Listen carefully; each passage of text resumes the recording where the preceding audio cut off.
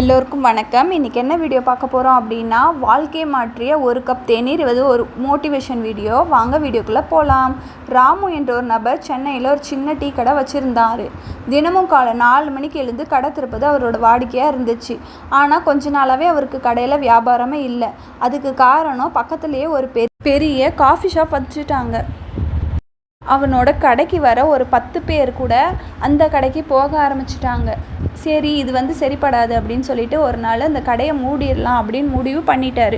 சரி, கடைசி நாள் ஒரு நாள் திறந்து பார்ப்போம் அப்படின்னு நினச்சிட்டு கடையை ஒரு நாள் திறந்து வச்சுருந்தாரு. அப்போ அந்த வழியாக வந்த ஒரு வயசான தாத்தா வந்தார். தம்பி, ஒரு டீ போடுப்பா என்றார். ராமு வழக்கம் போல் டீ போட்டு கொடுத்தான். தாத்தா குடிச்சிட்டு சொன்னார், 30 வருஷமாக இந்த வழியாக போகிறேன் தம்பி. எல்லா கடையிலையும் டீ குடிச்சிட்டேன். ஆனால் டீயில் இருக்க ஒரு ருசி வேறு எந்த கடையிலையும் இல்லை அப்படின்னு சொன்னார். உன் டீயில் ஏதோ வித்தியாசமான ஒரு சுவை இருக்குது, இதை ஏன் பெருசாக கொண்டு போகக்கூடாது அப்படின்னு கேட்டார். இதை கேட்டோன்னே ராமு உடனே சிரித்தான்.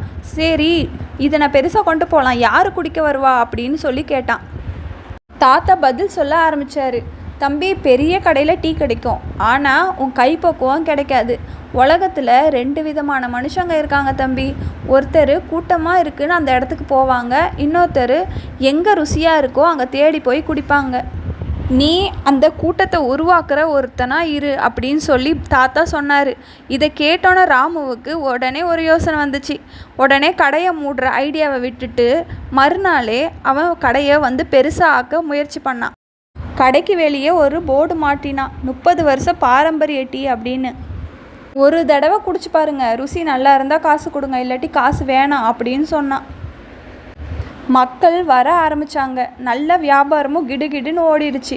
நல்ல ஒரு 6 மாதத்தில் ஒரு 4 பிரான்ச் ஓப்பன் பண்ணுற அளவுக்கு நல்லா வளர்ந்துட்டான்.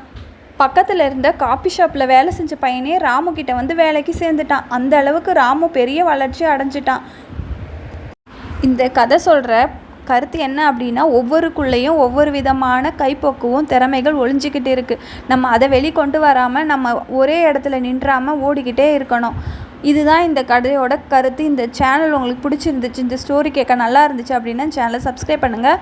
இது போல் நிறைய மோட்டிவேஷன் வீடியோ ஸ்டோரி நம்ம இந்த சேனலில் பார்க்கலாம். இவ்வளோ நேரம் இந்த ஸ்டோரி கேட்டு இந்த வீடியோ பார்த்ததுக்கு நன்றி.